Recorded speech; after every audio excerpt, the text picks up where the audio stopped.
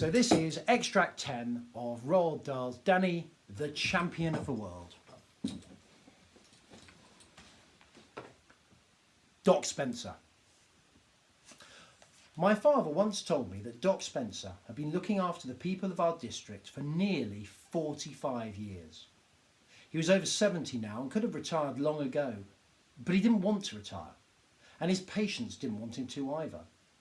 He was a tiny man with tiny hands and tiny feet and a tiny round face. The face was as brown and as wrinkled as a shriveled apple. He was like some sort of an elf.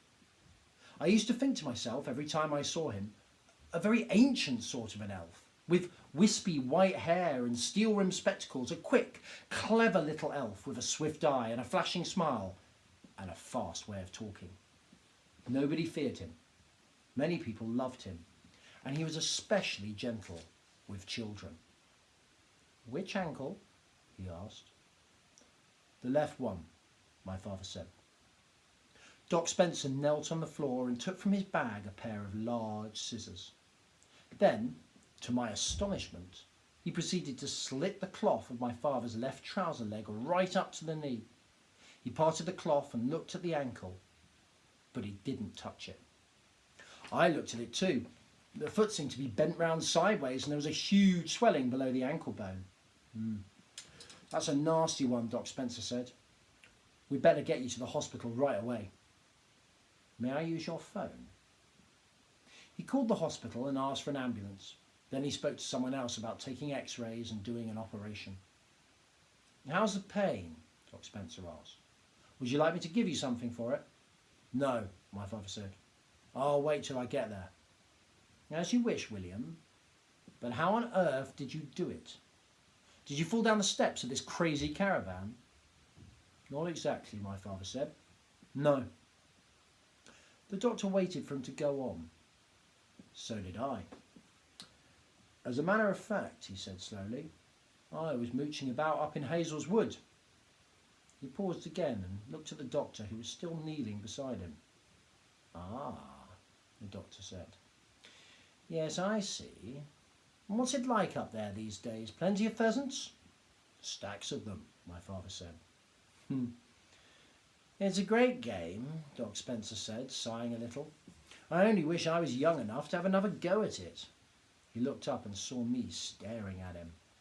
"You didn't know I used to do a bit of poaching myself, did you, Danny?" "No," I said, absolutely flabbergasted. "Many a night," Doc Spencer went on, "after evening surgery was over, I used to slip out the back door and go striding over the fields to one of my secret places. Sometimes it was pheasants, and other times it was trout. Plenty of big brown trout in that stream those days." He was kneeling on the floor beside my father. "And try not to move," he said to him. "Lie quite still." My father closed his tired eyes and then opened them again. "Which method did you use for the pheasants?" he asked. "Gin and raisins," Doc Spencer said. I used to soak the raisins in gin for about a week and then scatter them in the woods." "Doesn't work," my father said. "I know it doesn't," the doctor said, "but it was enormous fun." "One single pheasant," my father said, "has got to eat at least 16 gin-soaked raisins before he gets tiddly enough for you to catch him. My own dad proved that with roosters." "I believe you," the doctor said.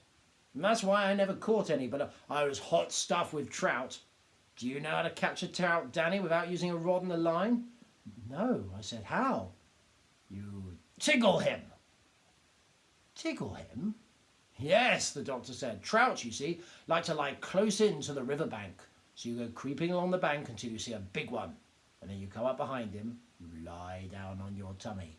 And then slowly, very slowly, you lower your hand into the water behind him, slide it underneath him, and you begin to stroke his belly up and down with the tip of one finger." Will he really let you do that?" I asked. "Oh, he loves it," the doctor said. He loves it so much that, well, he sort of dozes off. And as soon as he dozes off, you quickly grab hold of him and flip him out of the water onto the bank." "Well, that works," my father said. "But only a great artist can do it. I take my hat off to you, sir." "Thank you, William," Doc Spencer said gravely.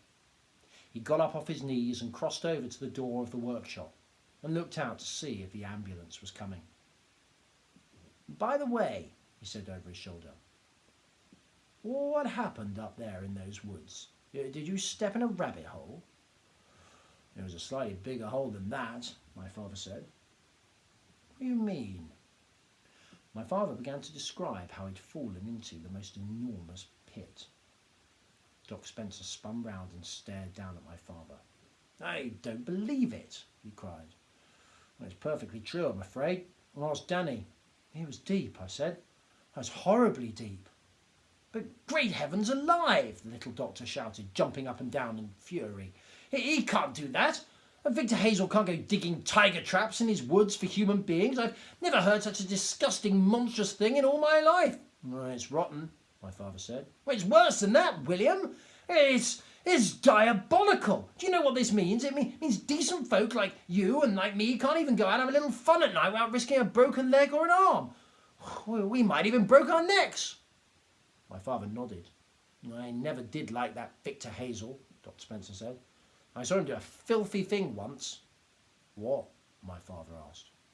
"Well, he had an appointment with me at my surgery. He needed an injection of some sort, I've forgotten what. Anyway, just by chance, I was looking out of the window as he drove up to my door in his whacking great Rolls Royce. I saw him get out, and I also saw my old dog Bertie dozing on the doorstep. And do you know what that loathsome Victor Hazel did? Instead of just stepping over old Bertie, he actually kicked him out of the way with his riding boot." "He didn't," my father said. "Yes, he did." "Well, what did you do?" I left him sitting in the waiting room while I picked out the oldest, bluntest needle I could find. And then I rubbed the point of it on a nail file to make it blunter still. By the time I got through with it, it was blunter than a ballpoint pen. Then I called him in and told him to lower his pants and bend over. When I rammed that needle into his fleshy backside, he screamed like a stuck pig. "Hooray!" my father said. "Well, he's never been back since," Dr. Spencer said, "for which I'm truly thankful. Ah, here's the ambulance." The ambulance drew up near the workshop door and two men in uniform got out. "Bring me a leg splint," the doctor said. One of the men fetched a sort of thin wooden plank from the ambulance. Doc Spencer knelt down once more beside my father and eased the plank very gently underneath his leg. Then he strapped the leg firmly to the plank. The ambulance men brought in a stretcher and placed it on the ground. My father got onto it by himself. I was sitting on my chair. Doc Spencer came over to me and put a hand on my shoulder. "I think you had better come home with me, young man," he said. "You can stay with us till your father's back from hospital." "Won't he be home today?" I asked. "Yes," my father said. "I'll be back this evening." "I'd rather you stayed in for the night, actually," Doc Spencer said.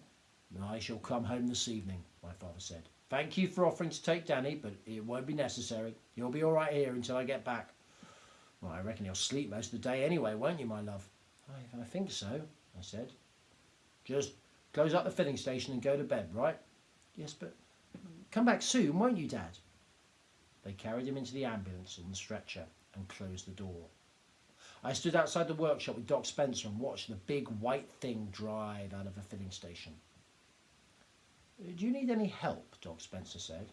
"No, I'm fine, thank you." "Well, go to bed then and get a good night's sleep." "Yes, I will." "Call me if you need anything." "Yes." And then the marvellous little doctor got into his car and drove away down the road in the same direction as the ambulance.